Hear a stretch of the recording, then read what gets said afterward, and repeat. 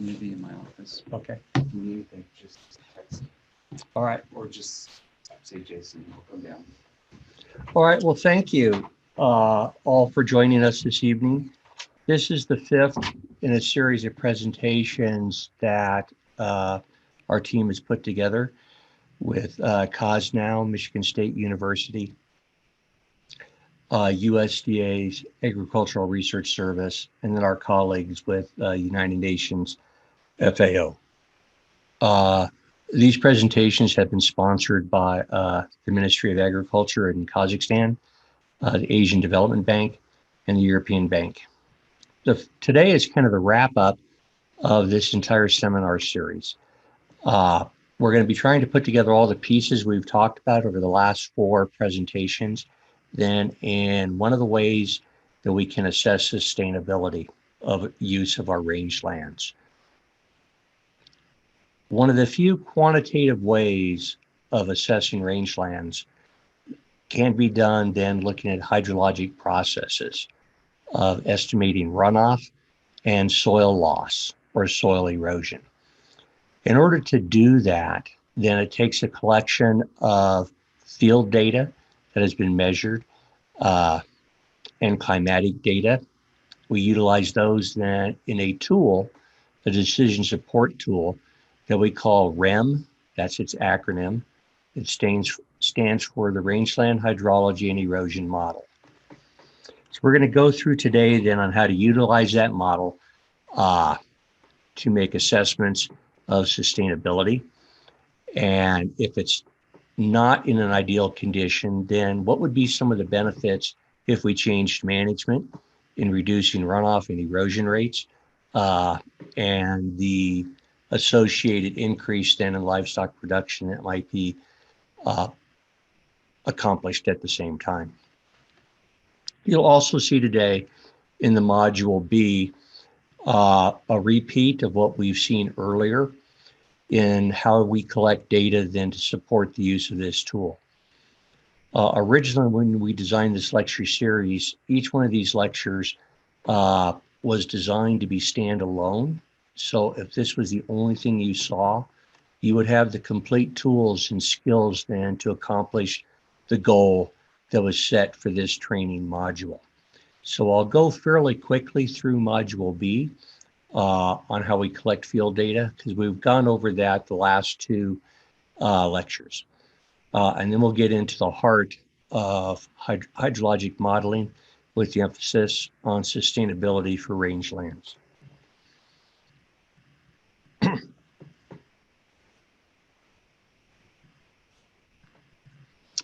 Here is our generalized general schedule today, and you'll see that there are several modules. As we get towards the end of this presentation today, there are numerous vignettes of different landscapes, different management practices and problems that this model can address. And so depending upon time today, we may not get through each and every one of those examples. They are self-explanatory, and this entire PowerPoint presentation is available then for your use after the lecture series. In addition to that, there are about 25 peer-reviewed journal articles on the RHEM model, and then the other supporting documentation, then the user training guide on how to use this, a handbook that will be published very soon by USDA on hydrologic and erosion background literature review, and then a specific monograph on fire and its influence on hydrology and erosion.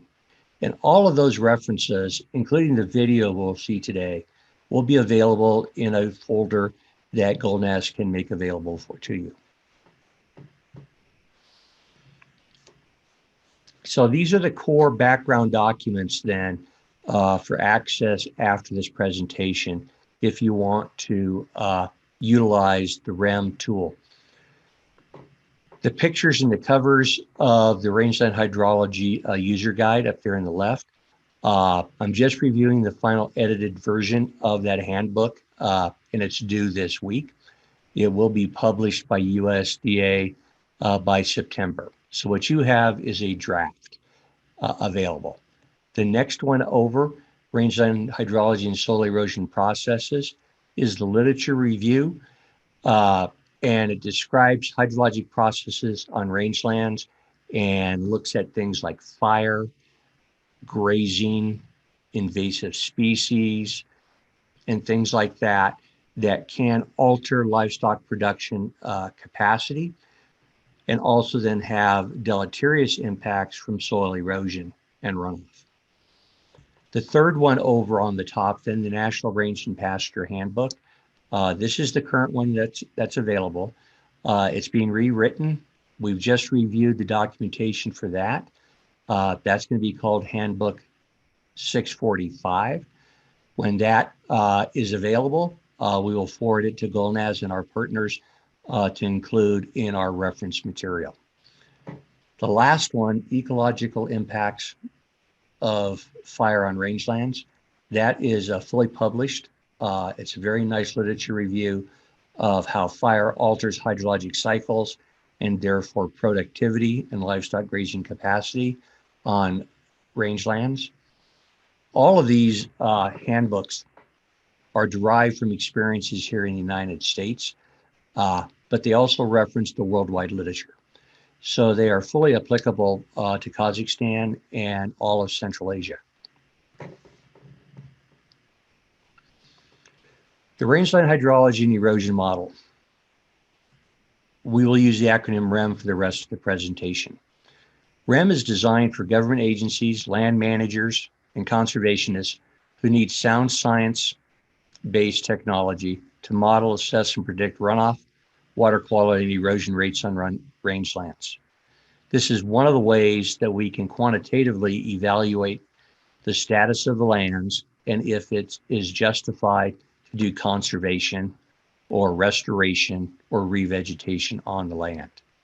And some of our tools, we'll talk about a sister tool at the end of this presentation.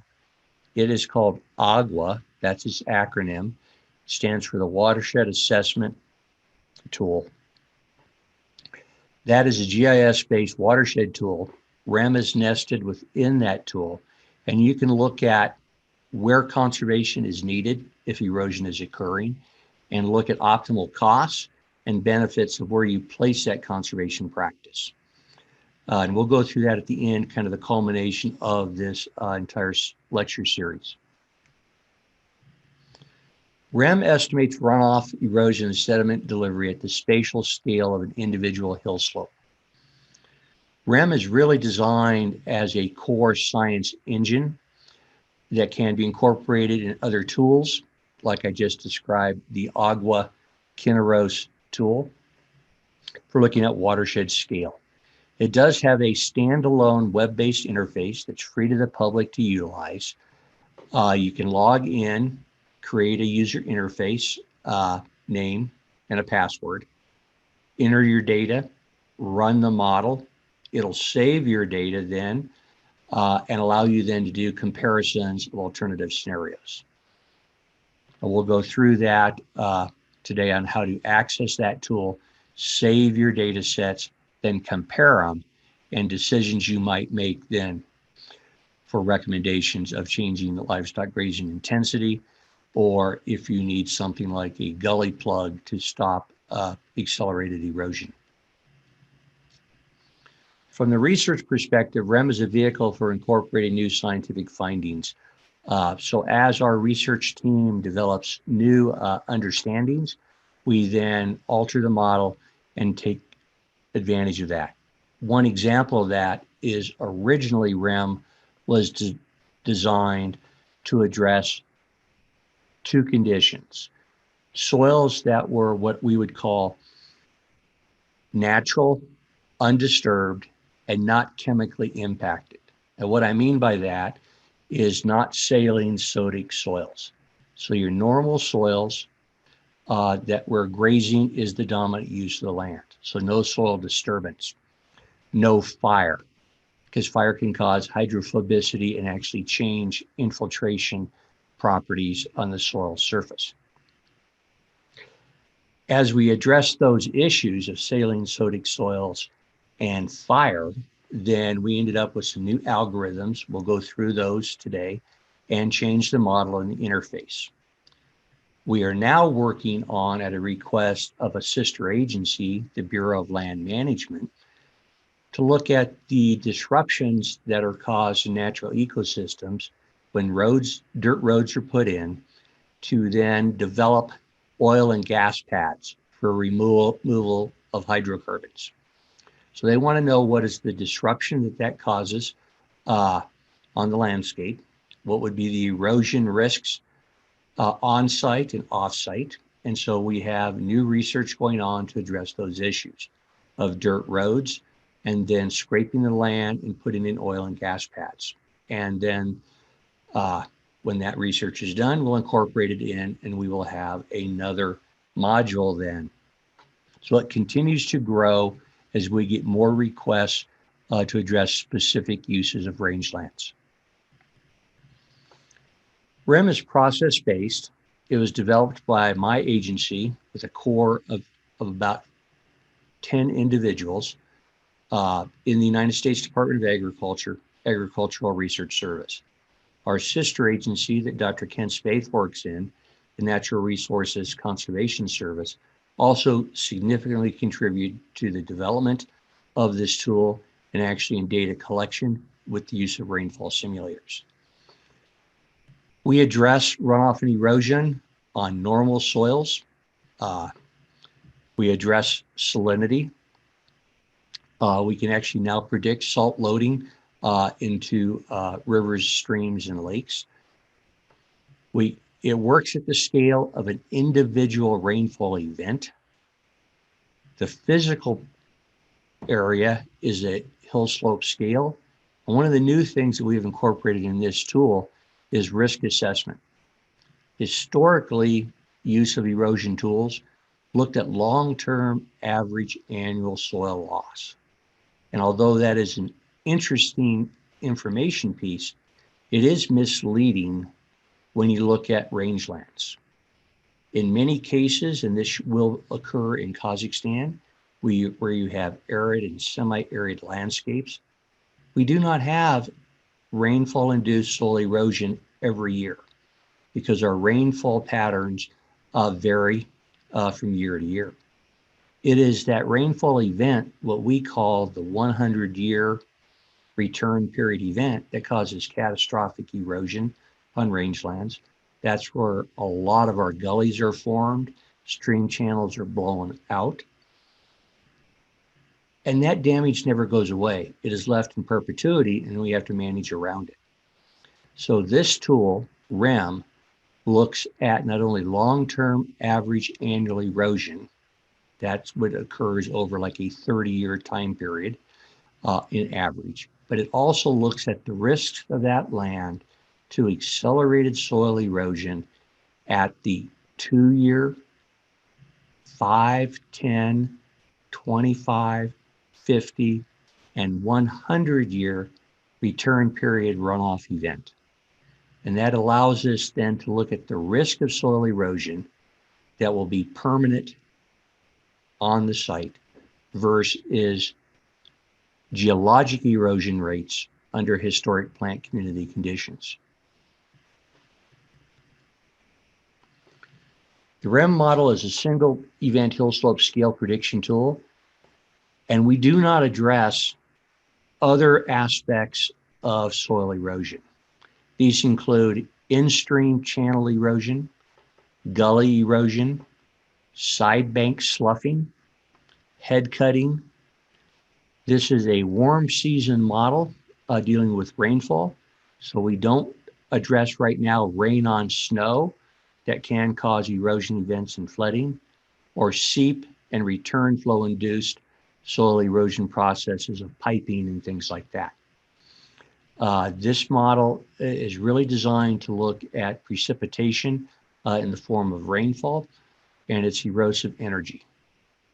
When we get into the AGWA model, at the end of this, at the watershed scale, because that is a watershed model, we do deal with channel erosion, both degradation downcutting, and aggregation, where sediment can build up in the channel, and you actually have a rise in the channel floor.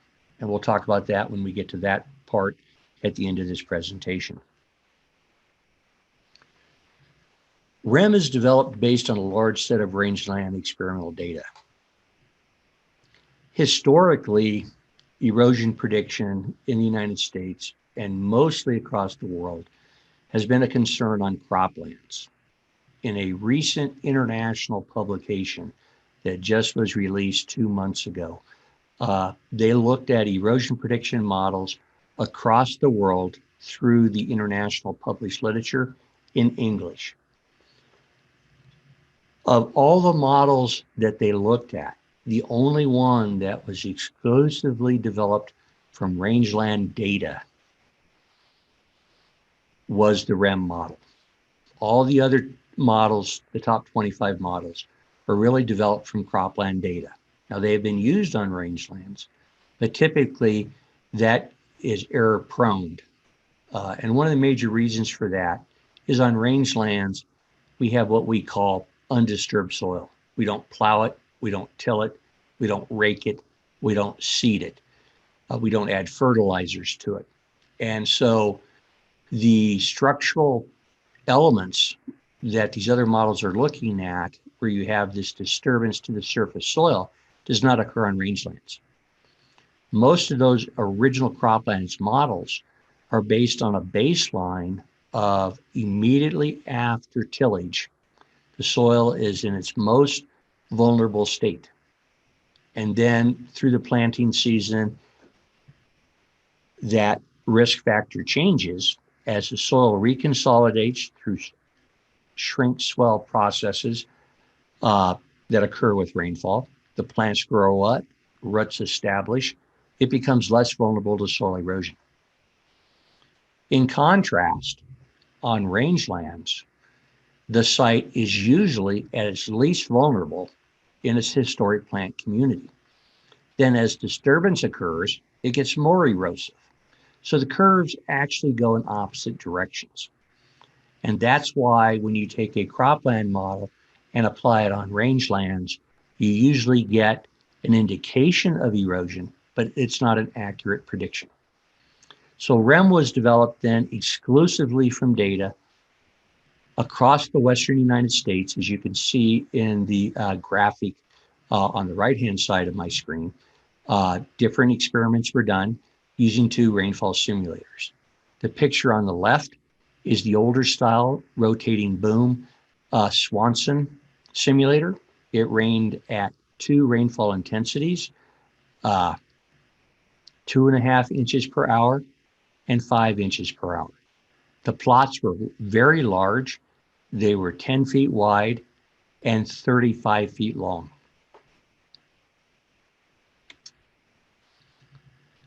We're going to stop right now and just show a short video clip then of how we collect data currently with the Walnut Gulch Rainfall Simulator.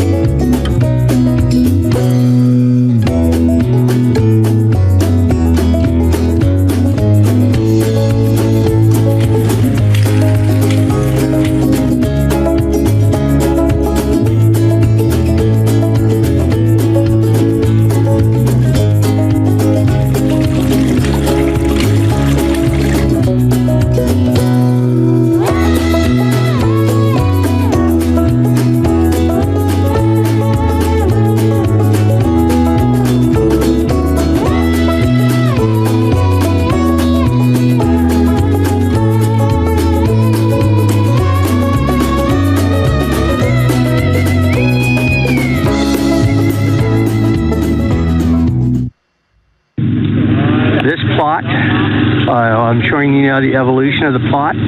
We have squared off the plot. It is 2 meters wide, approximately 6 feet.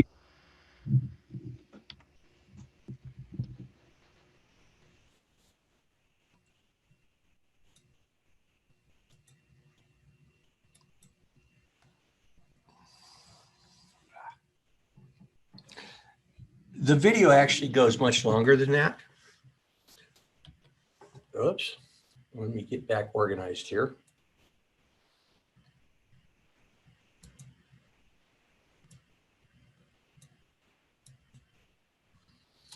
And it actually goes through the whole evolution of a plot.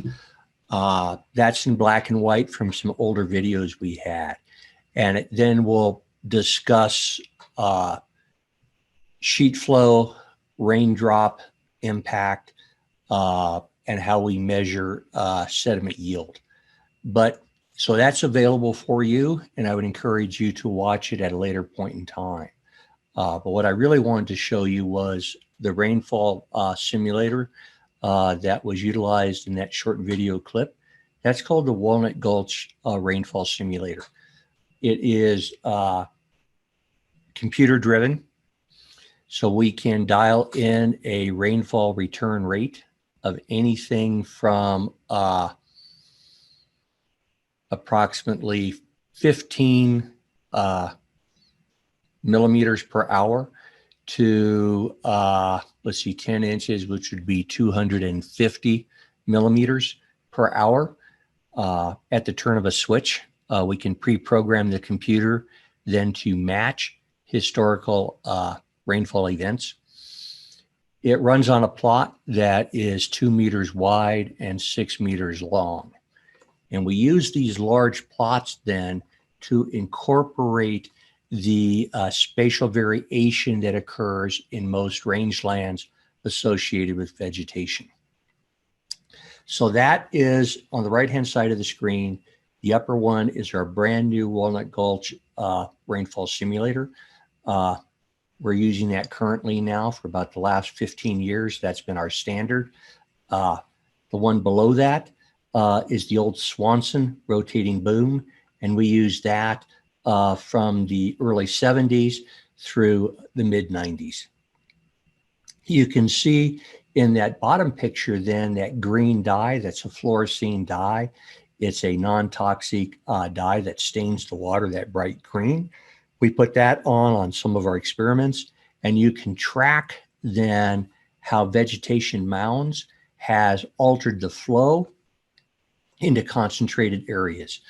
And we use that then for defining our RHEL, what we call RHELs, concentrated flow zones that actually transport the sediment off-site. So in the center of the screen, we have a cartoon or a description then kind of the process of using the model. So we start with user input. We'll go through that in quite details today. We utilize that then to automate parameterization so that you, the user, does not have to worry about how we define effective hydrology, how we define sheet and splash erosion parameters, how you define Darcy-Wisbach or Manning-Enns friction factors. We do that automated through use of vegetation soils data. We'll go through that. It then runs through the core engine, which is hydrology, infiltration, overland flow. And then we address soil erosion through splash erosion, sheet erosion, and then concentrated flow erosion. And then we produce an output, both a graphical output and a tabular output. So what does RHEM require to actually utilize? So it requires this long-term data set of climate. In the United States, we've developed that from our historical climate stations. We utilize a 300-year synthetic climate that we generate based on the statistics from the weather station. For Kazakhstan, because we did not have global access to your weather stations, we utilized satellite-derived estimates of precipitation. that's available. And then we gridded the country. And so the entire country, we have climate files then to run RHEM. And you would then open up the interface. You can select then the nearest station and move forward from that. We require soil texture and the chemical content. What we're looking for as far as chemistry, the acronym is SAR, and that's the sodium absorption ratio. How much sodium is in the soil. That totally changes how a soil texture will respond to erosive forces. More sodium in the soil, the less ability of the soil to withstand erosion forces. The slope gradient, the slope shape, canopy cover by life form, and ground cover by life form. You've seen this slide before in Module B, and this is what I talked about. We've gone over this last week, so I'm not going to spend a lot of time on it. It's not very complicated to collect data for RHEM. It just requires maybe $100 worth of equipment, and you can be off in collecting data. You need to get your vegetation data, your canopy cover, your ground cover, your soil texture. Then there is, if you think your soil is sodic, you will have to go to laboratory and do some chemical analysis for that. Model input then from the climate model that we use is called CLIGEN. What we use to drive this erosion and runoff is the total storm amount of precipitation. The model runs both in English units and in metric units. The duration of the storm, the peak intensity of the storm, and the time to the peak intensity. With those four inputs then, we calculate infiltration rates, runoff rate, and then sediment detachment and sediment transport. We generate a 300-year climate that is representative of the data set that we have to analyze. So it will return the maximum intensities, the maximum storms, as well as the minimums. And so it will generate 300 years of daily estimated precipitation. This is not to be viewed as a prediction of climate. It is a risk-based statistical representation of climate. So, as we talked about last week, one of the core inputs we need is a surface soil texture. We utilize USDA's definition of soil texture. Soil to us in USDA is any of the primary particles that are less than 2 millimeters. Above 2 millimeters in size, those are different rock and gravel and boulder fragments. So our infiltration coefficients then are derived from the soil texture. So there are 12 soil textures in USDA. In the field, there is a technique called texture by feel, where you take a small amount of surface soil, sieve it to get out excess organic matter and rocks and or litter. So you hopefully just have primary soil particles. You wet it gently. You try and form a ball in your hand in the top picture between your thumb and your index finger. Then you push that soil out, trying to form a ribbon. You can see in the last graphic in the center of the screen, depending upon the texture, you will get a different length of ribbon. The more clay you have, the more cohesive the soil particles are, and the longer you can push that out. If you have pure sand, you're not going to be able to form any ribbon at all. There's no cohesion. So we use this in the field to get an insight. If you have access to a laboratory, then we'd ask you then to actually do a full laboratory analysis to get the correct texture. There are some biases that you need to be aware of.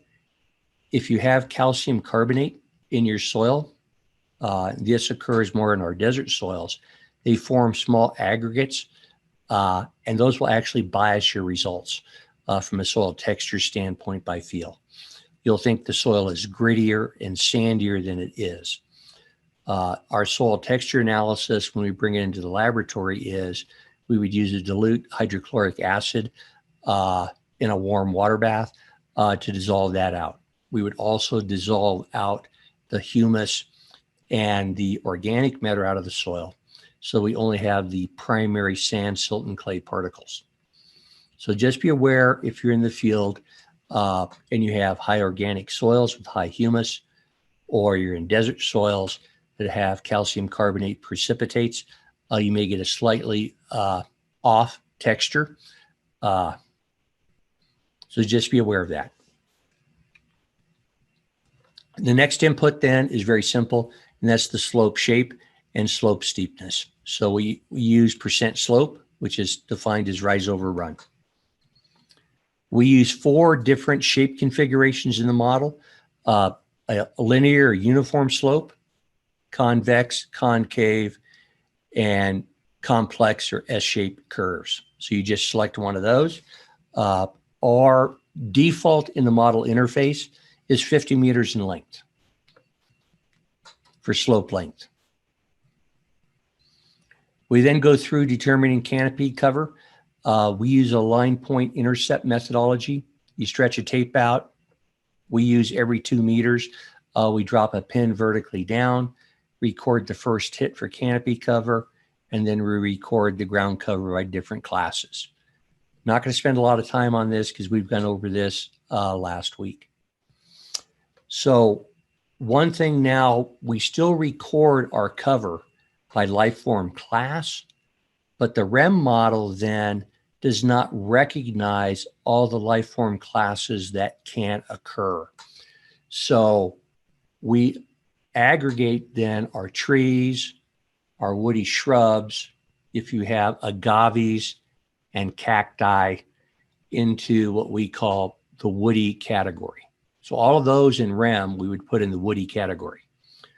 We then break out forbs and grasses as another category for canopy cover.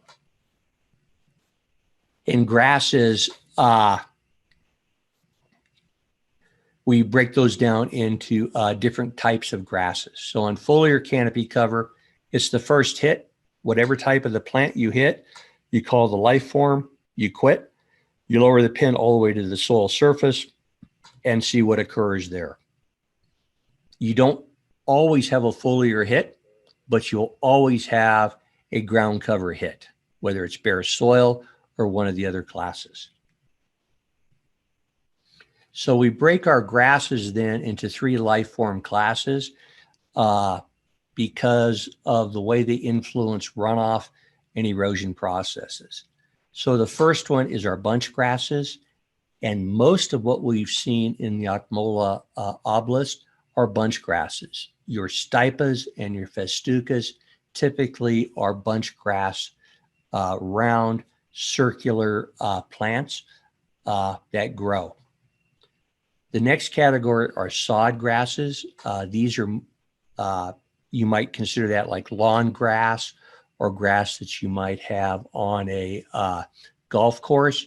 They reproduce often by stolons and rhizomes, and they form a carpet with limited bare space in between them. They also have a very shallow, dense root mass right in the upper surface of the soil. Whereas bunch grasses, the roots will go down more linear and deeper into the soil. And that's important in that differentiation between sod grasses and bunch grasses. These are both perennials, but the way they hold the soil in place will alter the erosion we get from a site. The last class then we break out is annual grasses. These are our ground surface characteristics. You have bare soil, you have rock, that's anything above 2 millimeters in size, the basal area of the plant, litter. We do see biological crusts in Akmola. Those are mosses, lichens, and algae.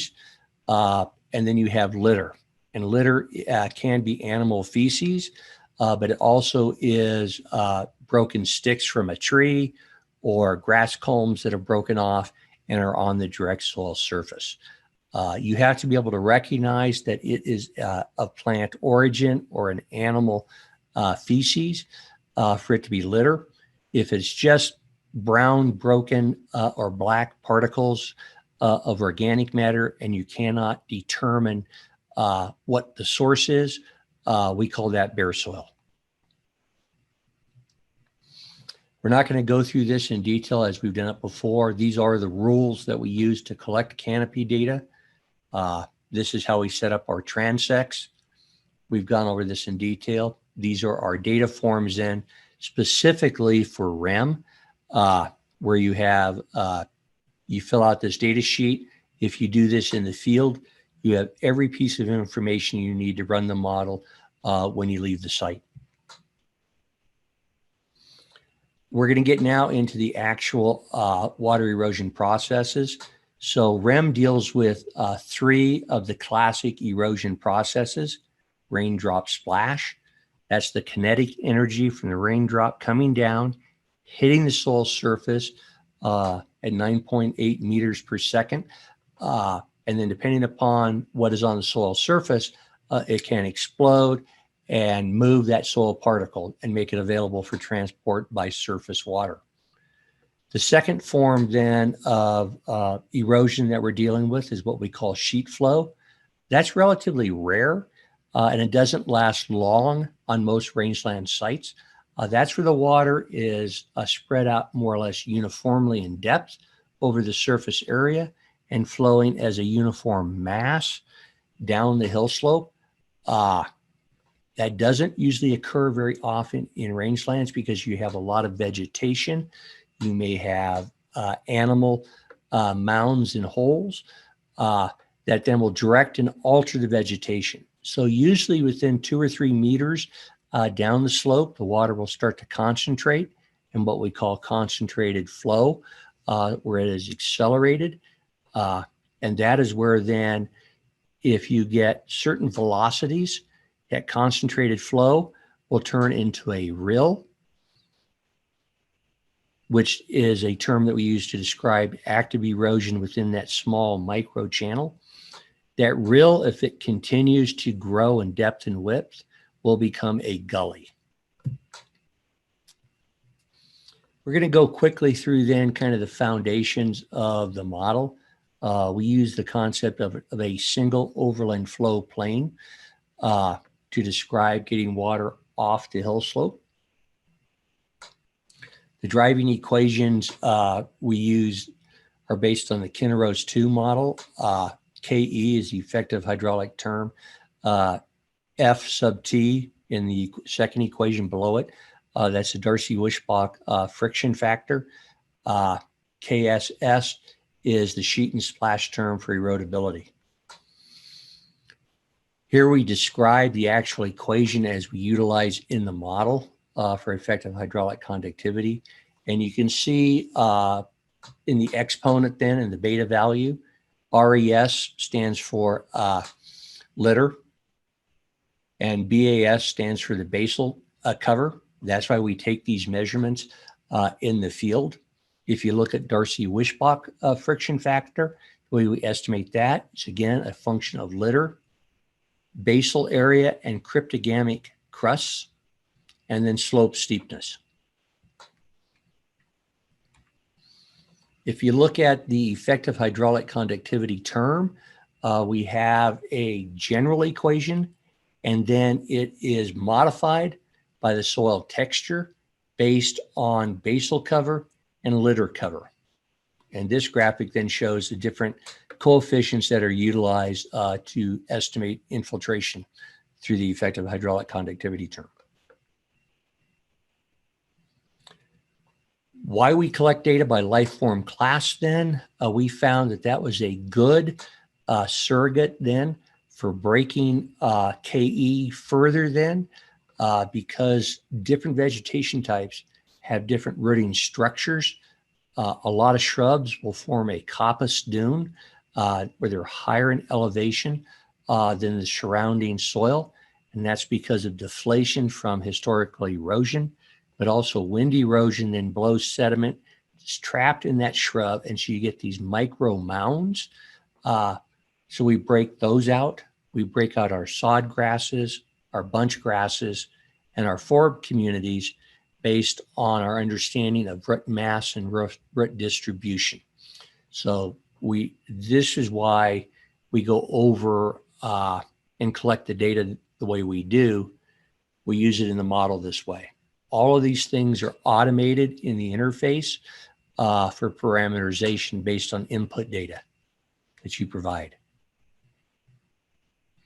In salt-affected soils that are like I said earlier, we do require SAR, which is a chemical analysis of the soil, which stands for the sodium absorption ratio.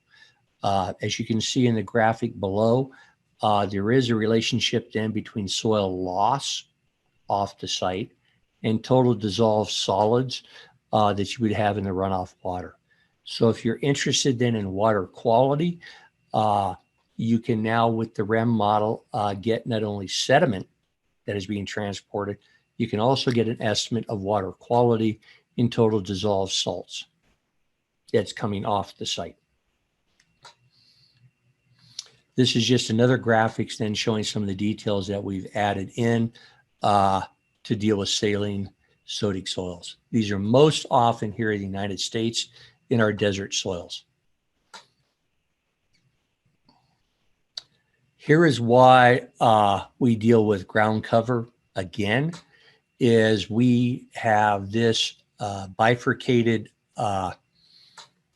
curve. So if you estimate, we change KSS, which is the erosion term that we use for sheet and splash, as a function of the plant community type. So there's a break at about 50% cover where the slope changes. So our most erosive soils are generally in the 0 to about 15% ground cover category. That's when we find our soils are most erosive. When you get above 15 up here at around 40%, you see that we break the curve and you have a great reduction in erosion rates.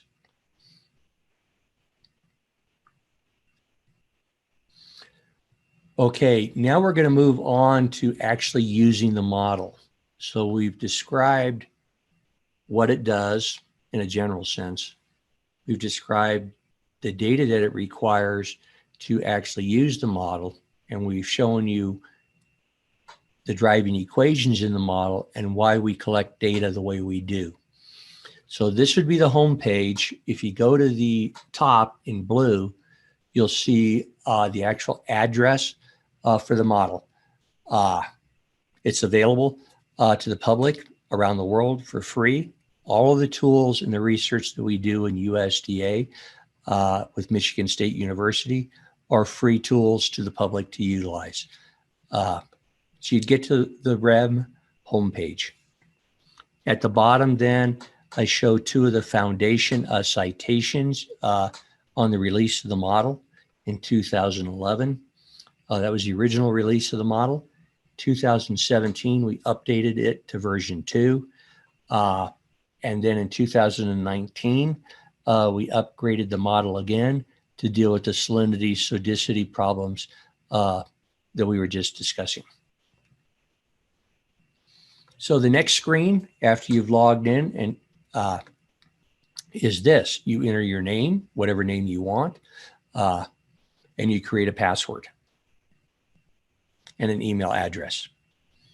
We will then save all of your files and your works. You can come back later indefinitely. So next screen then, after you've logged in, the first real model use screen is this. We ask you to name your scenario. In this example, I call it Walnut Gulch. That's one of the long-term historic rangeland watershed research locations in Tucson, Arizona. You give a description of your file so you actually know what you're doing or why you are doing it. You select your units, metric or English.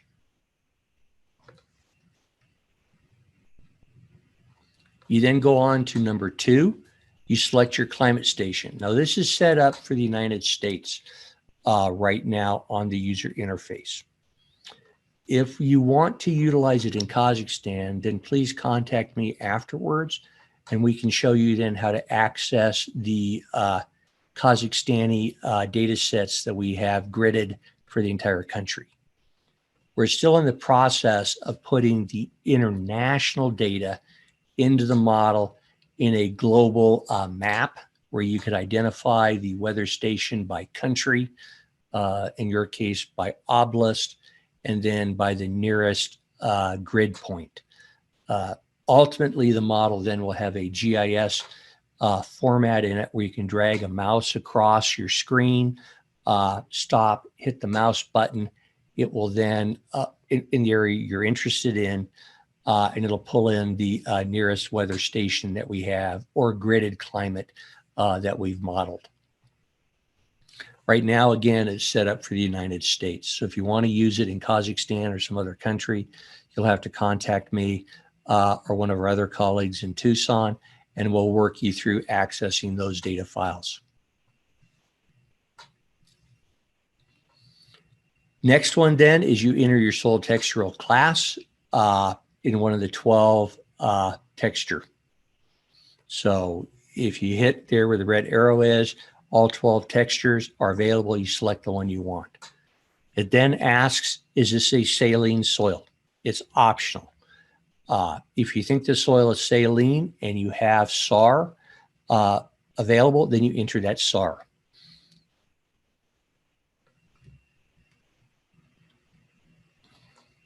We then go to number 4 and we select the slope shape. One of the 4s. Is it a linear slope, convex, concave, complex? What is the steepness of your area in percent slope? The default we've put in the model is 50 meters. The reason for selecting 50 meters, which is 150 feet approximately, is in the United States, the 2 most dominant data collection protocols we've gone over in the last couple of sessions. One is through the Natural Resources Conservation Service, NRI, or National Resources Inventory. The other one is the Bureau of Land Management's AIMS approach. And both of those use a transect that is 100 feet, it's 150 feet long.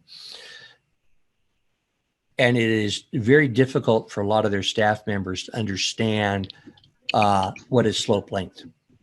So we utilize then the length of their transect that they have defined data. The actual scientific model would allow you to put in a 200 or a 300 meter slope. So if you want to do longer slope lengths, then contact me and we can show you how to use the science model. What we're going through right now is the web-based interface. It runs one scenario at a time. Then you would run a second one, a third one, a fourth one, and a fifth one. Then in the analytical aspect of the interface, you can select 4 or 5 model runs and do comparisons. There is the Fortran-based science model that would allow you to run in batch mode. So when we were running our analysis for Kazakhstan, and we had 52 observations from 52 different ranches, we ran them in the science mode. And so you could run all 52 of them at one time. Then it'll make a batch output file. Then you can take that right into your statistical analysis tool and analyze it. So if you go to the web homepage, there is a tab up on the top that talks about using and accessing the science model. It is written in Fortran, and there is no defined user interface for it. So you got to be careful when entering the data so you get the right data element in the right column. if you're interested in doing massive runs like we have done here for the United States, where we have run 10,000 runs at one time to look at the entire Western United States, just let me know and we'll set you up. And we have all the algorithms and codes then for doing that for mass productions. The next and very important input is your cover characteristics. So here's where you start to go by those life form classes I was talking about. What is your bunch grass? What is your forb annual? What is your shrub? What is your sod grass canopy cover? That's the first hit off that line point. Then you go to the ground cover and you enter your basal plant cover, rock cover, litter, biological soil crust. You don't add in bare soil because on ground cover, you absolutely every time has to sum to 100%. So through subtraction, we can calculate bare soil. Then you hit run scenario. It'll run. It typically takes about 40 seconds to make a run. It asks you, do you want to save this scenario? And I would think you would say yes. And then you select run.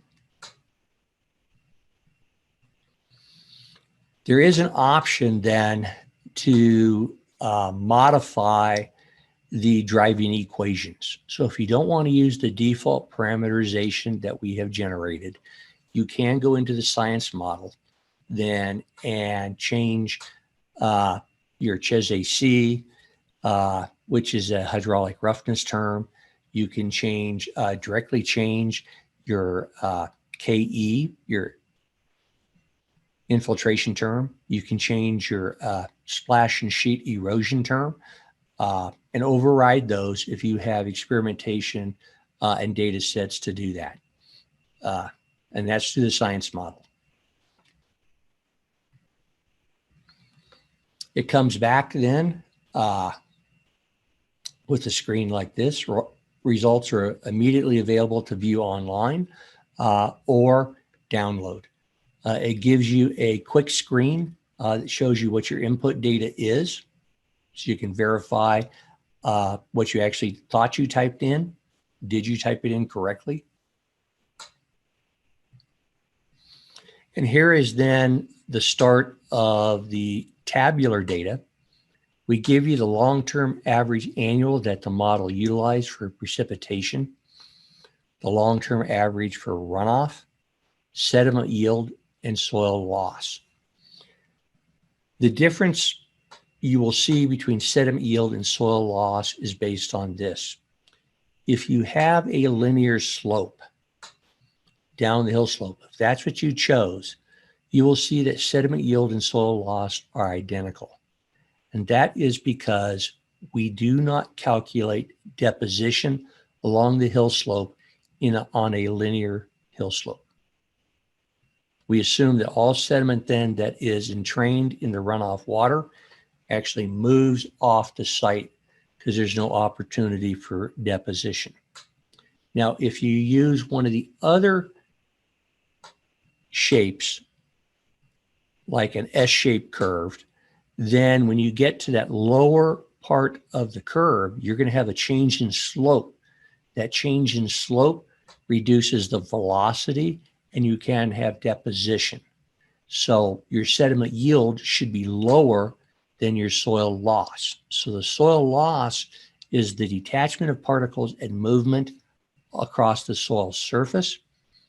If you have a slope configuration that allows for a break in the slope, like an S-shaped curve, where it's a lower slope at the bottom, you're going to have deposition. So the amount of sediment that's actually leaving the site is less than what was detached. And that is defined as your sediment yield. That's why you see a difference in those two, and that's how we define it. So you go through then and you start looking then at what is unique with RHEM versus other models for the most part. And that's the risk assessment approach using return frequency. So we look at the 2-year, 5-year, 10, 25, 50, and 100-year runoff events.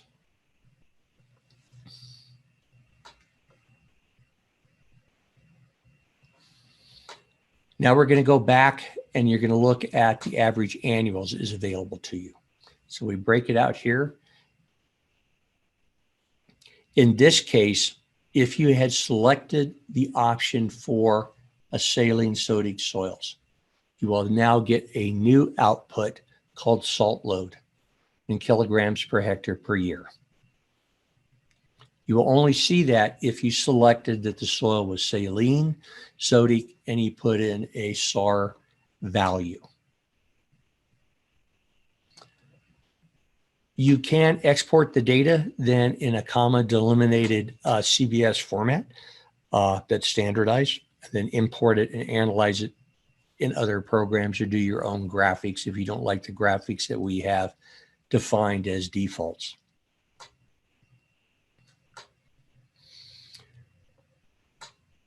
So we've gone through now the generalized model and the generalized output. We're now going to start going through for the next hour the use of the model in different configurations and how we would use it then to look at sustainability of the site to long-term grazing pressure. And is the site vulnerable to accelerated erosion? And if it is, that means the site is not sustainable in the long term for grazing and livestock production. We use a concept in the United States called Ecological Sites. They're not available in Kazakhstan right now. We developed a provisional ecological site. We've shown that before for that grassland that goes through different states. And that is available then for use and interpretation. So as the biology or the above ground standing biomass changes from its historic plant community to a degraded state, as I'm showing up here in the top sequence, where you go from a shrub state with good bunch grass in between, it becomes invaded by, this is a juniper tree. It starts to change the structure, ends up in the right-hand side with these large open bare areas with minimal ground cover. These are highly susceptible to advanced erosion rates. So as you change biomass, distribution, and amount, as you see in the top, you also then change the susceptibility to erosion. So you increase splash erosion, sheet erosion, and concentrated flow erosion as the site degrades. As you can see in the upper right-hand side, we have significantly less forage production potential there. Therefore, we would have less livestock grazing capacity as that site degrades.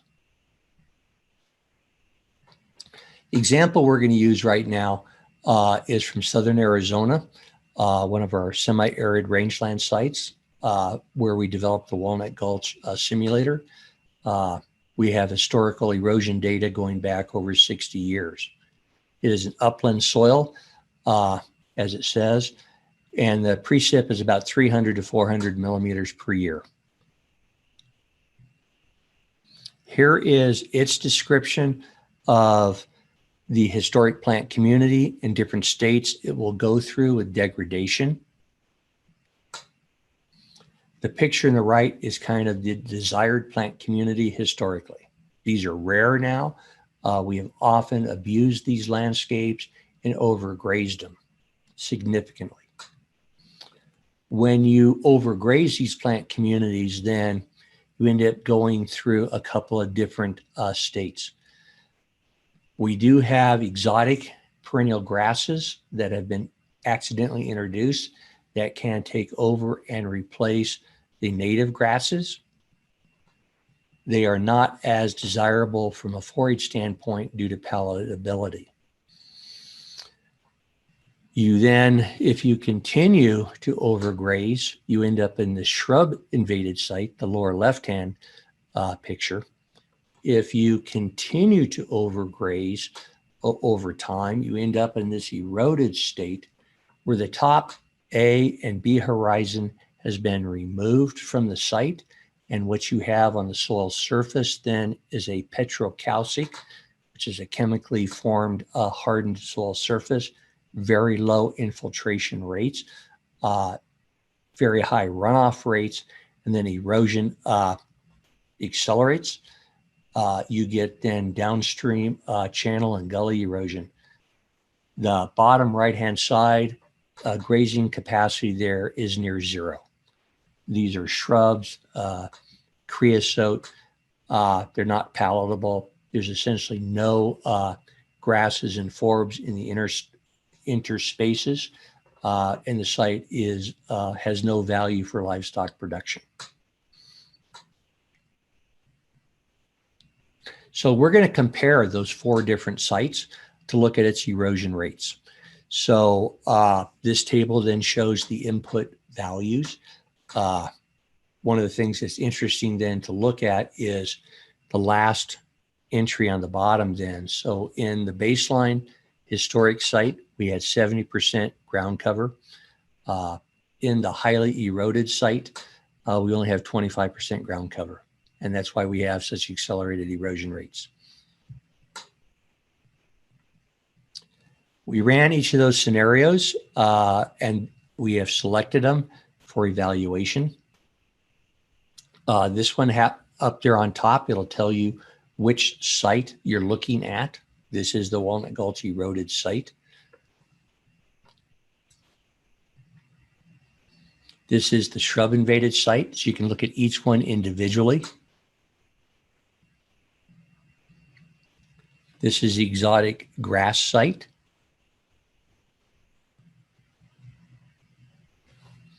So instead of looking at them individually now, what we want to do is we want to compare all of them simultaneously.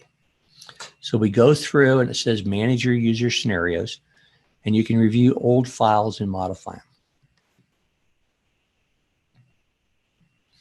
You would get a screen like this. We select the ones we want to compare. So we're going to select the 4 that we just described.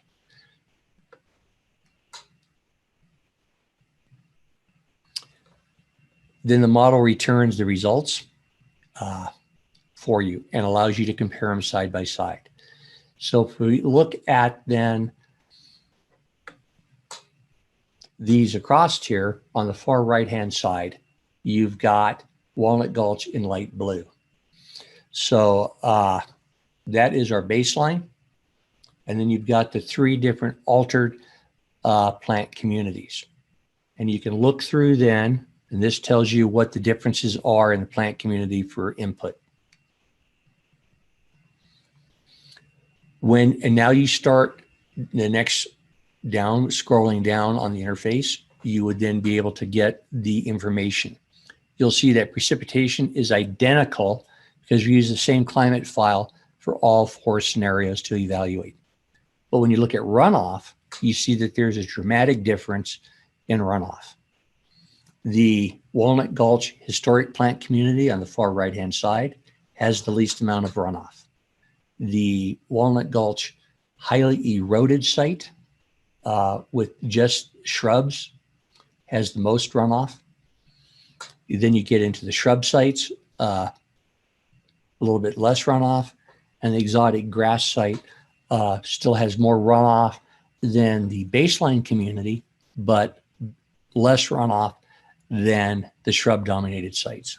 You can look at sediment yield and soil loss, and you'll see a very similar trend. The maximum soil erosion is going to occur in these open shrublands with essentially bare interspace in between the plants, as identified here. You also now have access to graphics to display them visually. So instead of looking at numbers, you can look at bar graphs. Again, you can look at average annual erosion rates, sediment yields, runoff, and soil loss. We prefer, when we're looking at sustainability, then to look at a return period frequencies. Because once that massive erosion event has occurred on rangelands, we don't go out there and plow it. We don't go out there and grade it. So that concentrated flow channel that turns into a rill and a gully is now a permanent feature on the landscape, and we have to manage around it. So we want to avoid that. So we look at the risk of the site then to unraveling through an accelerated erosion event. And that allows us to determine if it's sustainable or not. So as we look through then the different color codes, you can see the legends in the upper right-hand side. Our Walnut Gulch site is that nice blue color, and soil loss is always the least in that category. These are very dominant plant community expressions that are consistent and repeatable. So we see the historic site, the background geologic erosion rate is relatively minor. That site is sustainable and does produce good forage for sustainable livestock production. As you go to the exotic grass site, you have an increase in runoff and an increase in erosion rates, and our livestock carrying capacity is decreased. Once it shifts over to the shrub invasion, you see a large increase in runoff and soil loss. So you're actually having then a drought-induced function because of change in the plant community. So you're getting less effective precipitation into the soil to grow your grass production for livestock production. So you start to have a feedback loop. If management isn't interjected right now to try and remove those shrubs through some process, either using mechanical removal or herbicides or something like that, you're going to continue then into that highly eroded state where you have no livestock production potential at all. We have tabular results then by each of the storm return periods that we're looking at. These are really based on runoff return rates. So you have the 2-year, 5, 10, 25, 50, and 100-year return period events. And you can see a very significant increase in erosion rates as you hit each of those return period events.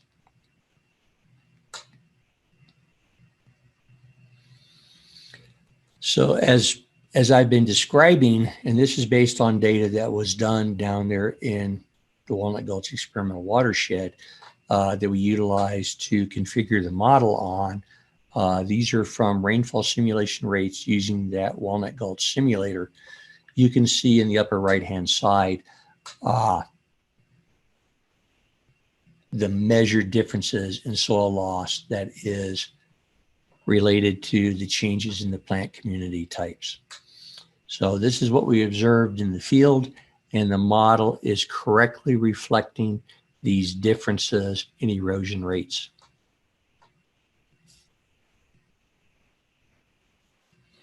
So we're now going to go into what is really unique, and that is the risk assessment. So how do we use all of this data then to determine if a site is sustainable or not? So you go back to your input screen, your model screen. You select that you want to run risk assessment analysis. You select the sites or the scenarios you want to compare. And really critical then is that far right-hand column where it says baseline. You want to select the one that you're saying is your historic plant community, that it is reflective of geologic erosion rates. That should be a sustainable site. So you select that as your baseline, and you select the alternative sites that you want to compare and contrast it to. Hit the go button, basically, and it'll bring back those data sets, allow you to look at the input to make sure you selected the right ones. It'll then produce the similar type of output that you've seen before, as far as inputs from precipitation, runoff, sediment yield. And here is the new kind of take-home aspect of it. We produce these graphics, then on the risk, the probability of occurrence. And so you look at the left-hand side, that's our baseline that we selected. That is our historic plant community where erosion is in balance with geologic processes. You can see then we use a color code of green, the least amount of erosion, yellow, a little bit more erosion, orange, a little bit more, and red is really high erosion rates. So we've broken them down into classes then of frequency of occurrence. So low goes to 50%, medium is 30%, high is 15%, and extremely high is 5%.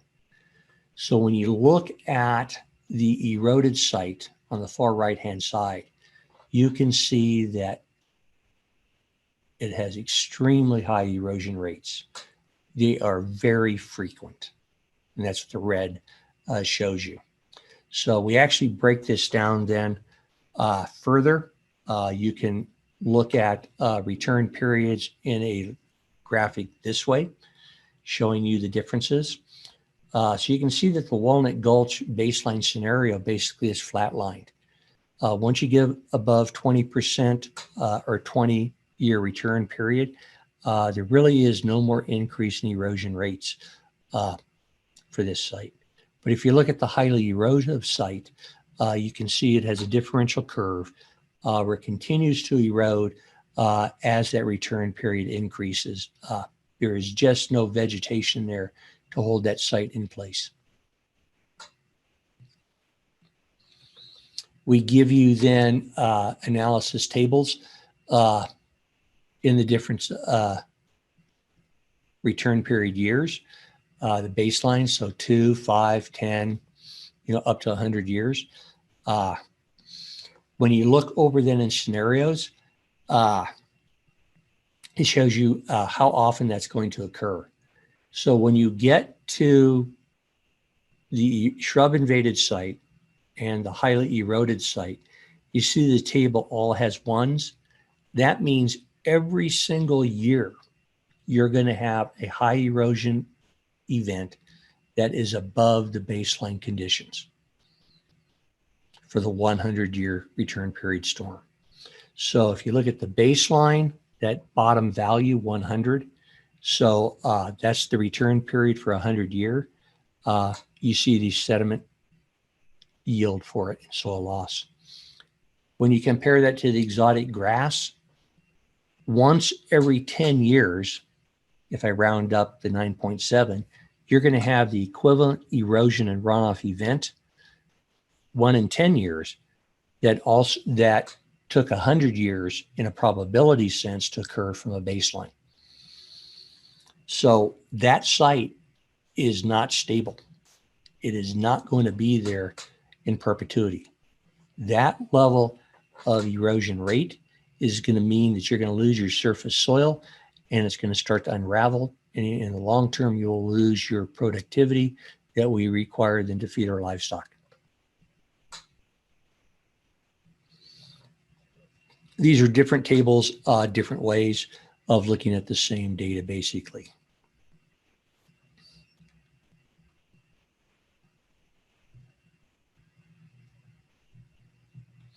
So we're going to move on now to a second example. This comes from Texas. You can see on the map, kind of center of Texas and what we call the hill country. It is a savanna type grassland. These are warm season grasses, what we call C4 grasses. It's a savanna type with an oak woodland individual tree with a lot of open space in between. Here is its ecological site description, where it talks about state 1 is this oak savanna grassland. If you don't manage it correctly, then alternative trees come into the site and it'll actually close off to a solid woodland with essentially no grazing potential underneath it. And so here is a visual representation then of the different plant communities that can be established in this area. So upper left hand is the desired highly productive site, large livestock carrying capacity potential. As you mismanage it, you start to see these juniper trees, ash junipers come in. At this state right now, it is relatively inexpensive to either go out there with clippers and just clip the shrubs down, or you can spray a herbicide on them and kill them, and it'll revert right back to that open stand, and you'll maintain your livestock production. Once you start moving over to the upper right-hand side and those trees get about 3 or 4 meters in height, you start to lose livestock production carrying capacity. If you don't take management action, it'll move down to that oak juniper state. As you can see, it's closed off. There is no livestock grazing potentially for the most part. It can be recovered and returned, but it is extremely expensive.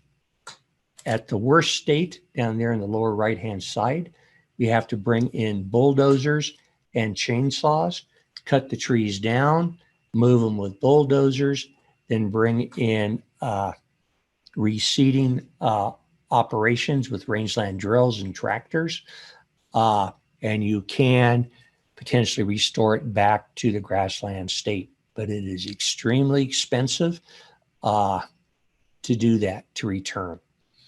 So by knowing these potential states, if you do your management early, you can prevent spending massive amounts of money to recover it, or just letting it go and having no livestock carrying capacity. So in this case, this was some research that I did with Ken Spaeth. We actually looked at juniper cover. Like I said, when it's in the very early stages, it's only $37 US dollars a hectare to treat. When you wait till it gets very, very dense, it gets over to $300 per acre. Excuse me, these are in American units, to convert it back.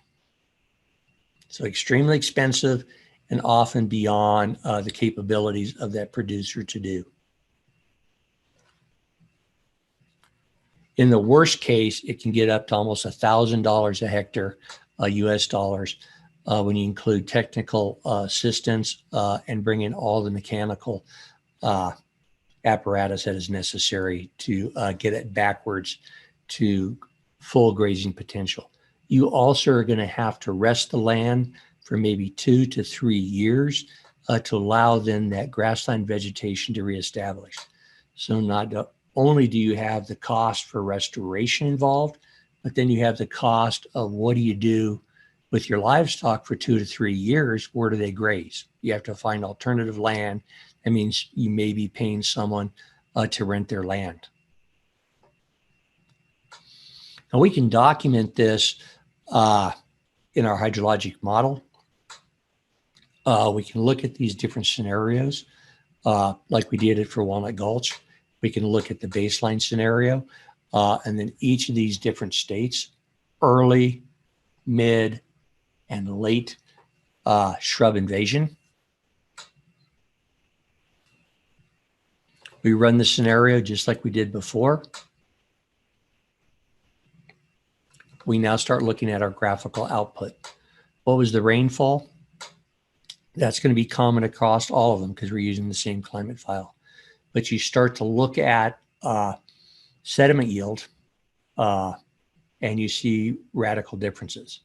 You also see differences then in runoff. So the sites become droughtier more runoff leaves the site, which can then result in downstream flooding during high rainfall events that wouldn't have occurred if it was in the original grassland state. And you increase soil loss. So it means in the long term, if those sites stay in that dense woodland, you lose all your A horizon, your surface soils. And even if you bring in mechanical devices like bulldozers and chainsaws to remove them, you've lost so much of your surface soil that you cannot even reestablish your grassland vegetation. So that site is permanently degraded and is in an altered state. So again, you get your average annuals. You get the graphics then of sediment yields again on your average annuals. And now we start looking at the frequency, the risk, which we prefer people to utilize. And you start looking at the return periods as individual years.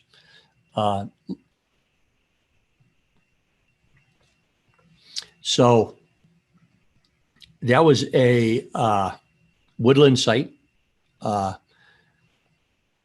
This next one then comes from Oregon on the eastern side of the United States. And in this case, we are looking at a situation of wildfire that is very frequent, unfortunately, here in the western United States. The background of this then is, this is a Artemisia shrub-dominated plant community with bunch grasses in between. When it starts to degrade through overgrazing or other disturbances, you lose that perennial bunch grass interspace, which is your livestock forage. It then will infill with these pinyon and juniper trees, a pine tree and a juniper tree. They will utilize more water in competition with the shrubs and the grasses.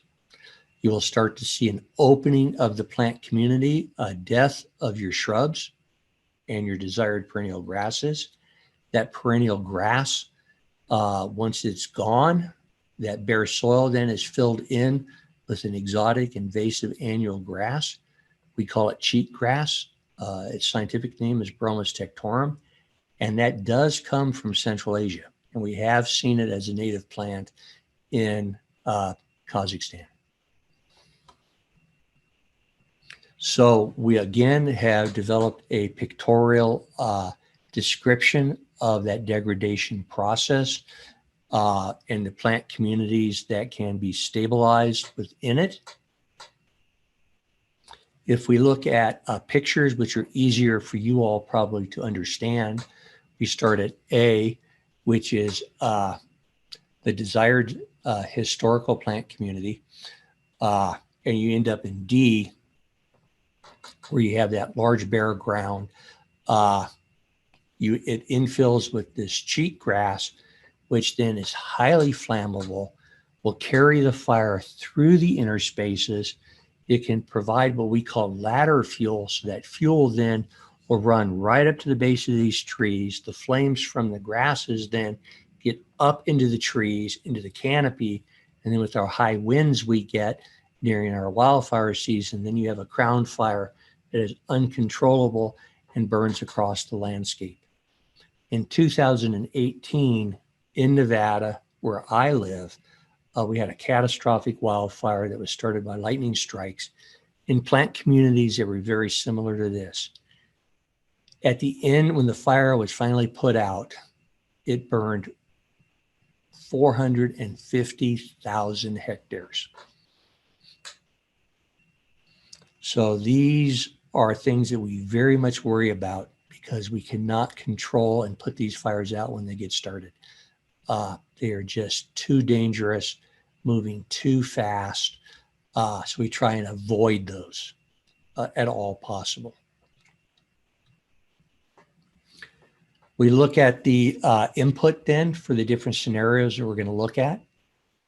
our historic plant community in light green on the left, the beginning too of invasion and alteration of the plant community. We end up with these different scenarios we want to look at. Again, you'll see a pattern here, so I'm going to go through these relatively quickly. Rainfall rates is going to be the same across all 5 sites, but you look at the different sediment yields, and it's very obvious right here that the sagebrush, bunchgrass, wheatgrass state 4, that black site, is unsustainable. Look at its erosion rates and its runoff rates.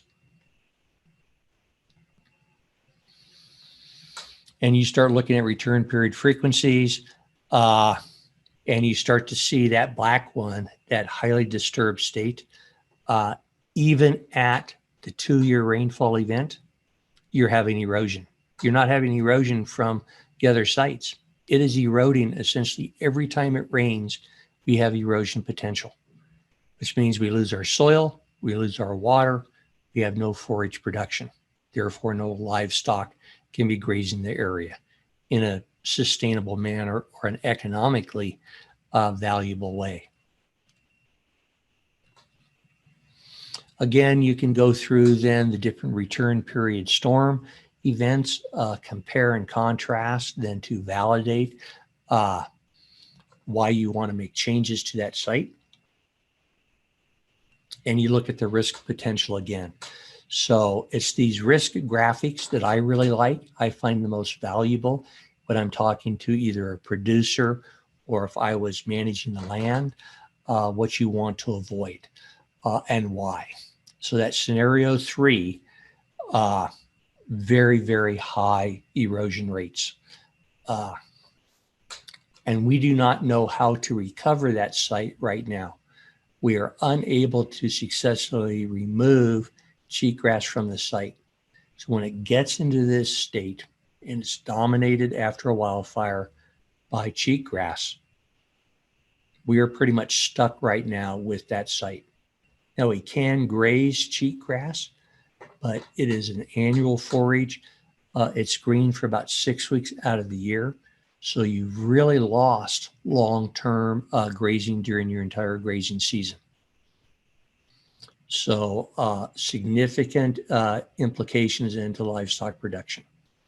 When you start to document all of this with our erosion models, and as you're putting in your data, if you have your reference baseline site, and then you go out on a ranch, you put in that information you have, it'll start to tell you right now with this graphic representation, what is your erosion rates, and are you tending then to become unsustainable? It's a quantitative way of doing it, and you marry that up then with your standing production data, and you have a quantitative reason then why you would make a management decision.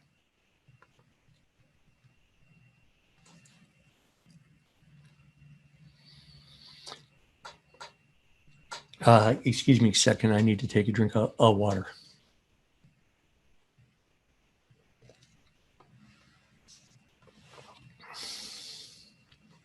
So again, you can go through here and we can look at burning post-fire in the site versus just change in vegetation. So we allow you to look at fire influence if you've had a wildfire. And you'll see that that wildfire, those first 2 or 3 years until vegetation is reestablished, is incredibly vulnerable to soil erosion. Depending upon the slope of the site and the importance of the site to your ranch, then this type of analysis, and when we get into what AGWA provides, you might want to design a mitigation program, putting out straw wattles across your hill slope to break and slow that velocity coming down the hill slope. You may want to investigate what is the value of putting in a rock gabon or a gully plug in the channel, creating a detention area to slow that velocity down so that you're not losing all of your soil off the site, and you're also not potentially contributing to downstream flooding.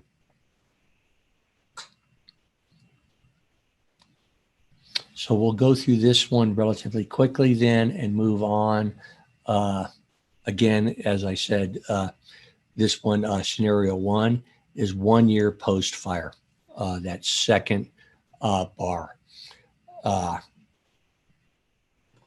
And you can see then that the different configurations have different responses to fire. If you look at the last bar out there in scenario 3, that is 10 years after fire. We have had recovery of the site, not quite to prehistoric baseline, but from a management scenario, you have recovered. And so that site now is stable, and you can then calculate your stocking rate based on standing biomass, and then just wait for the next fire.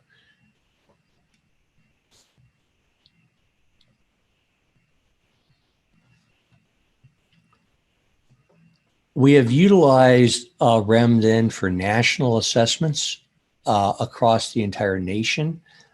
This was done by USDA in the 17 western states. We used the science model for that. And that allowed us then to look at, are there regions in the country or in the nation that have accelerated erosion rates? And from a national perspective, we may want to invest money in recovering those areas from a regional basis. And we would do that through the Natural Resources Conservation Service. There are programs and funds available that private landowners then can come in and ask for assistance then in reducing erosion rates and increasing their livestock carrying capacity.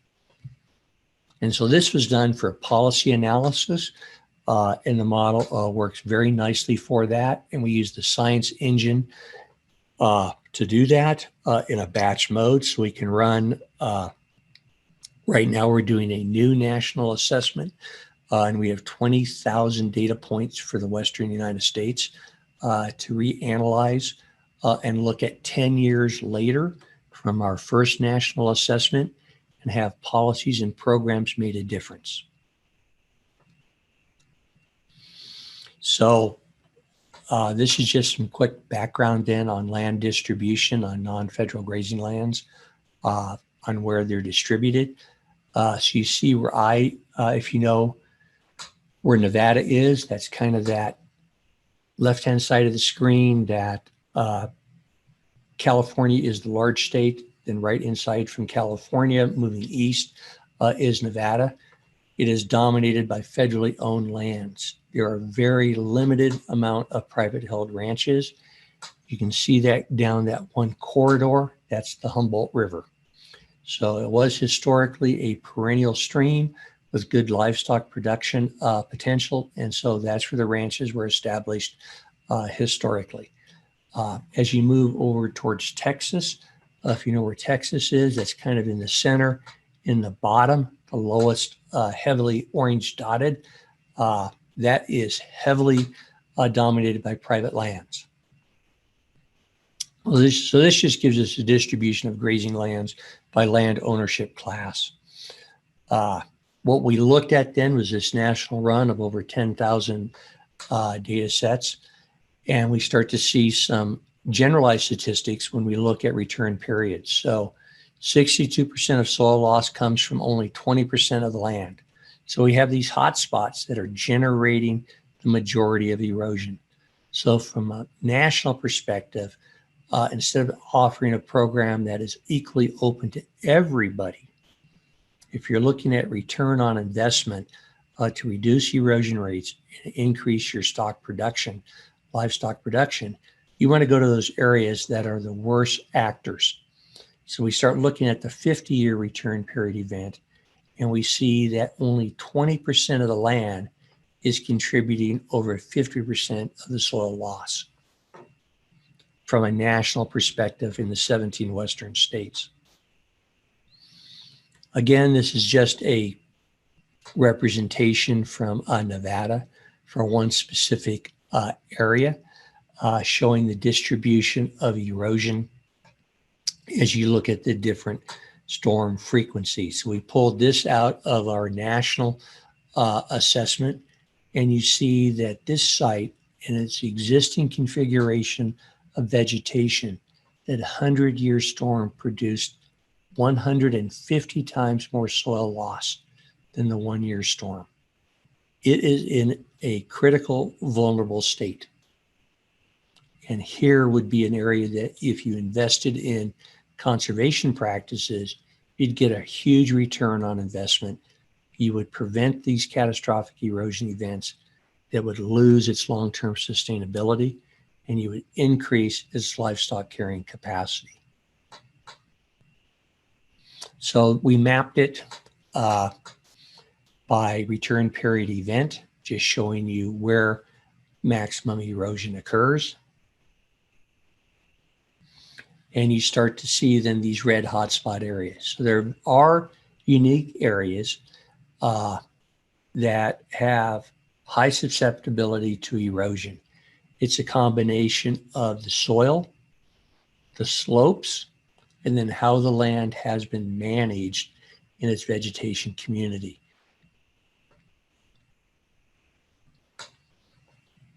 Again, just another statistic we can generate then on soil loss.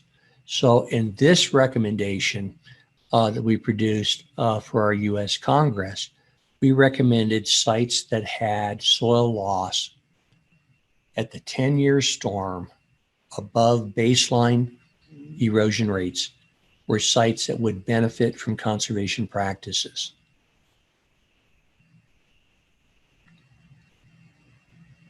So now we're going to move on to the tool we call AGWA, the Automated Watershed Assessment Tool. RHEM has been taken from the hill slope, the individual pasture evaluation, which we have been talking about for the entire presentation. Now we're going to go into a watershed assessment. So you can then look at an entire ranch. One of the nice things about AGWA is, and we do have this data available in Kazakhstan, where you have digital elevation models, DEMs. You can bring up that DEM data layer in AGWA, define an area of interest, draw a polygon or a square. The model then will go out and actually identify the watershed for you, the entire classic watershed. And then you go forward then with parameterization from that. So it requires basically the same sort of input we've had before. We use the DEM data to get our slopes. We define our soils. We define our land cover. And then we use a distributed rainfall distribution across the watershed, depending upon the size of your watershed. Do we need more than one climate file because you have elevation gradients or precipitation gradients going across the watershed?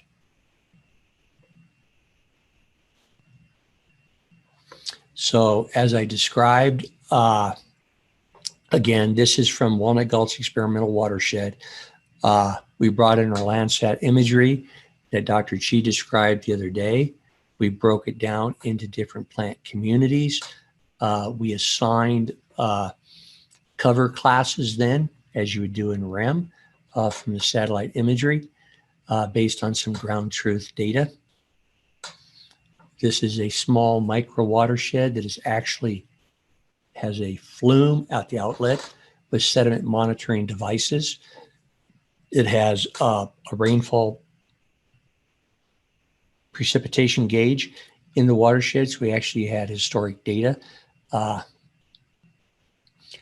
we've estimated interception rate then based on the life form configuration of the site.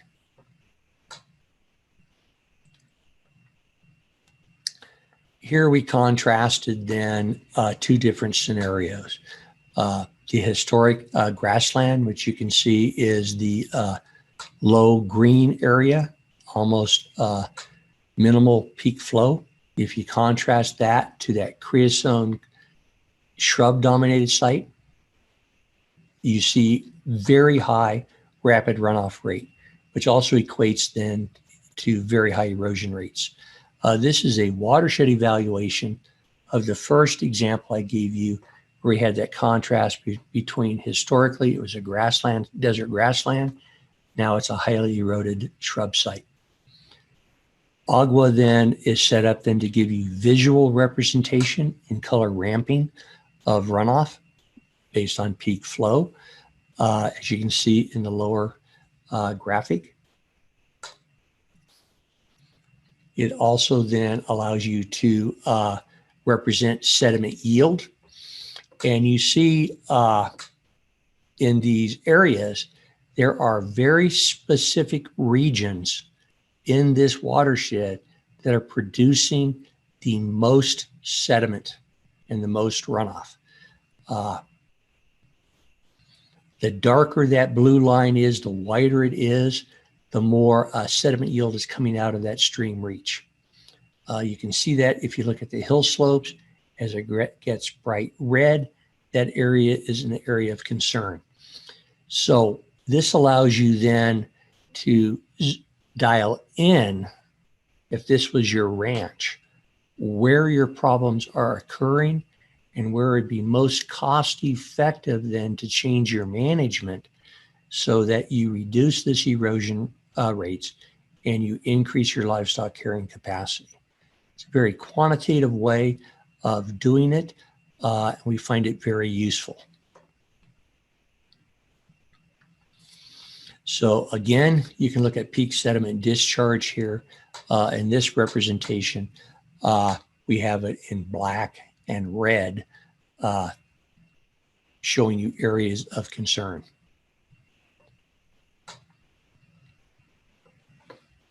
In this example, then we move to Idaho. This is from the Reynolds Creek Experimental Watershed that ARS manages. The area in red of this watershed is the area that we're going to concentrate on for this analysis. In this case, we're going to look at a catastrophic wildfire that comes through, burns off the area. And you can see we will run it in a pre-wildfire scenarios and a post-wildfire scenario. And you'll see radical changes, then increases in total runoff, increases in peak flow post-fire. That then also translates then into increased sediment yields. And what this analysis allows us to do then is here in the United States, we have what we call emergency watershed protection funds. So after a wildfire, then different teams from different federal agencies will get together, go through and assess the burn severity of the site. And then based on that, they will determine where and what type of remediation actions should be implemented to prevent the site from actively eroding, from causing downstream flooding, and losing then livestock carrying capacity if the site erodes. So we can use these models then to help guide us where is the most cost-effective way to invest our money then to restore these watersheds. So we have the pre-fire scenario we run it in the post-fire scenario. We get these results and it shows us which watershed, sub-watersheds are the most vulnerable to accelerated erosion and where it'd probably be most cost-effective then if you're going to invest in conservation, where you should put them. So that's kind of running through the scenarios of everything, what our current capacity is, how we use it. This screen then shows you where you can download the RHEM model from the ARS website. If you're interested in the science option, running batch models for large scale analysis, where you can get the data, where you can access international climate data sets. We will be increasing that with the Kazakhstan data and selected regions of the world. We add to it as we get different countries done. This just the next couple of screens then just shows you a lot of the scientific documentation from the peer-reviewed literature. All of these are available in PDF form in the folder that GOLNAS have and is available for your downloading and use after we complete our seminar series. So there are many different manuscripts available describing all of the processes we've gone through to develop the model. And we want to acknowledge now really that RHEM is a tool that, yes, USDA developed, but it was done in partnership with other federal agencies, specifically the Natural Resources Conservation Service, the Bureau of Land Management, Bureau of Reclamation, contributed money then, and with their land resources is where we developed the salinity, sodicity aspects of the model. And we partner extensively with the University of Nevada, Reno, University of Arizona. The University of Arizona then hosts the AGUA model. And we do give free training. It's a combination of both online training and in-person training twice a year on the use of AGUA. And if you're interested, we can provide you the website then when they're going to do the next free training. You can just sign up. It's usually about a 2 to 3 day training period. And that depends upon your skill level. So to utilize RHEM, you don't need any specific skills as far as computer skills. It's all through the interface. We believe it's intuitive and we believe it's very useful. If you're going to go into the watershed analysis applications through AGUA, you have to understand and have access to GIS software. So there is like a 1-day boot camp available to teach you what you need to know about the GIS systems that we utilize. These are Esri products, commercial software for GIS. Once you learn that, then you can go through and use the watershed model. So it's about a 3-day class for the watershed. We teach a 2-day class then on RHEM because we don't have to go through the GIS. So thank you all very much for participating in this 5 lecture series. I really hope that it's useful and we've provided you tools that have value for you. So again, you can use RHEM and AGUA then to quantitatively look at breakpoints as you're changing vegetation. Have you reached a critical threshold that you may not recognize by just looking at your vegetation because it's still feeding your livestock, but you're at risk then of then crossing that threshold and then having accelerated erosion, accelerated runoff, and that starts a feedback cycle and degradation accelerates at a relatively rapid pace. So that's how we use this tool then to help us in our rangeland assessments. I'm done now. I'll turn off the screen and then take any questions from the audience. And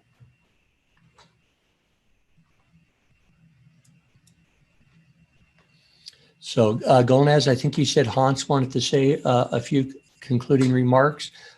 We have about 10 minutes for, maybe, I don't know how long Hans wants to talk, but if there are any quick questions, I'll try and take them now, and then we can turn it over to you and Hans and conclude our training program. Yes, let's wait a little bit until like people ask questions. And I would like to make small announcements about, I've got a lot of emails considering that because of the time difference and some of the people couldn't attend to one of the seminars or skip two seminars. I contacted Kazakh National Agrarian University. We will be uploading those videos to the YouTube channel of Kazakh National Agrarian University. And you can actually go back, look at the lectures and send me the screenshots and everything that you have actually, the proof that you have actually participated in the course.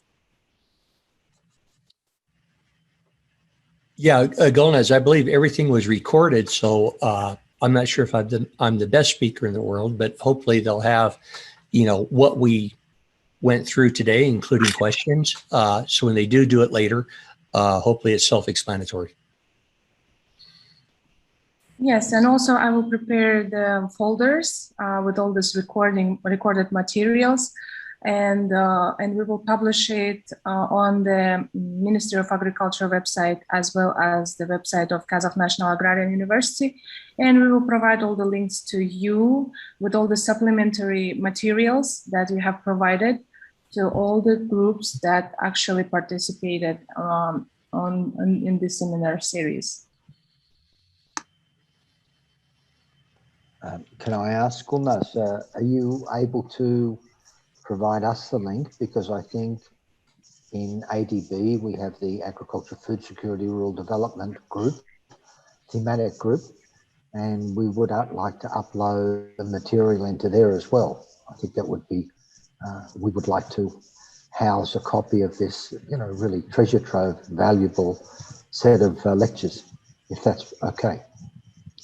That's totally not only okay, that's for sure. I will provide all the information to you and copy it Saltanat. Yeah, we've discussed this issue like this before, so I will provide it, everything to you. So I guess there is no questions, and we are giving the speech to you, Hans, as the coordinator of this project. Please. Thanks, thanks, Gulnaz. I haven't written anything down. This should come straight off the top of the head. And firstly, as I listened to the different lectures, and Mark, I didn't attend all of them because I'm in Manila, and I start every morning at 6:30, which means when it gets at this hour, I'm really at the end of the day, way past my. So I didn't get to all of them, but I got to quite a bit of it. And, you know, each time as I was listening, I thought to myself, gosh, you know, when I was a student, you know, how I would have wished to have had lectures and lecture material of this quality when I was, you know, back studying 17 to 21 in that space. So I really wanted to congratulate you and Chi and the team for putting together, you know, what I think has been a fabulous set of lectures, you know, about rangeland management, assessment, watershed management, how to assess the current state of pasture degradation, how to be able to try and turn that around. So my full marks to you. You know, these lectures are frequently 2 hours in duration, sometimes longer. And I think it's amazing that you've still, after 2 hours, got this whole group still with you. That's an achievement. That's a great thing. And so I want to thank you immensely, because, you know, we were wondering how on earth are we going to try and communicate some of this material and knowledge that we'd accumulated over the last 2 years, a bit over 2 years. And, you know, we were not able to do the original delivery that we were hoping. And so we turned to this format. I thank you very much. And I think it's wonderful because we've actually now got it all recorded. It's, you know, it's going to go up on YouTube. It's going to be housed with Kaz now. It'll be housed with the Ministry of Agriculture, and hopefully ADB will get a copy as well. So you will be framed in all for all time, Mark and Chi, because I'm not sure that Chi's here now, but of course Chi was also sharing the lectures with you. So I would like to really thank you very much. When we started this, we didn't know that we'd be dropping into a pandemic. And so we have to do the best we can with what we have. I thank you very, very much for all the work, for the CUSNOW team, for the work that you've done. I know working closely with Mark and the USDA and with MSU to get this together. And also thanks to my colleagues in the resident mission, Sultanat and the others who have been working together to help make this happen. So full marks to you and to all the audience. I hope you found it interesting. I think it's been a wonderful series, and I've enjoyed. I probably saw about half of it, and I've enjoyed. And for me, of course, it was a refresher. I've done some rangeland management work earlier in my career, but I very much enjoyed listening to it, Mark, and to Chi as well. So thank you very much. Thanks, Gulnaz, for chairing and hosting, and look forward to continuing the work. And hopefully we're all going to meet up, fingers crossed, later in the year in Kazakhstan. Thanks a lot. It's great. Much appreciated. Well, thank you, Hans. It's been an honor, and for both Chi and I and Jason and Ken and the rest of the team, to be on this project. And we really do hope that the pandemic lessens and that we can get out there in early November and conclude this in person and report out to the Ministry of Agriculture and ADB then on what our recommendations are and what we found. So we're still planning on that, and we'll just have to wait and see what the pandemic throws at us and if we can make it this November. Thanks a lot. Thanks, Mark and Chi, and I hope to catch up with yourself and the rest of the team, fingers crossed, later in the year. Absolutely. Okay. Thanks, Gulnaz.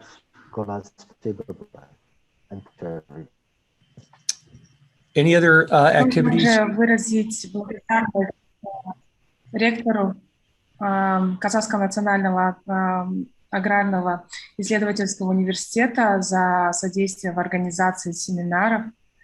Вот. Благодарю всех участников за участие. До свидания.